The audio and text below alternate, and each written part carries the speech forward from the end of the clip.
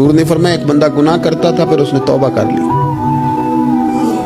اگر کسی نے دوبارہ اسے وہ گناہ یاد کرایا کہ تو یوں ہوتا تھا، اگر کسی نے اسے دوبارہ گناہ یاد کرایا تو یاد کرانے والے کو اللہ سزا کے طور پر مرنے سے پہلے پہلے اس گناہ میں مبتلا کر دے گا۔ خفیہ تدبیر آئے گی اللہ کی۔ جس کو اللہ نے معاف کر دیا، زمین آسمان بھول گئے، فرشتوں کے دفتر سے اس کا گناہ محو کر دیا گیا، تو نے کیوں یاد رکھا؟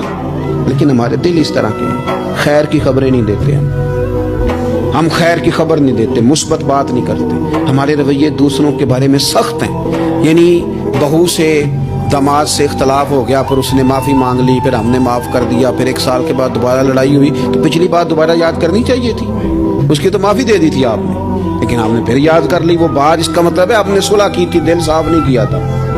دل جب آپ صاف کر لیں تو پھر معاملہ ختم ہو گیا، پھر آپ نکال پھینکے ساری چیزیں۔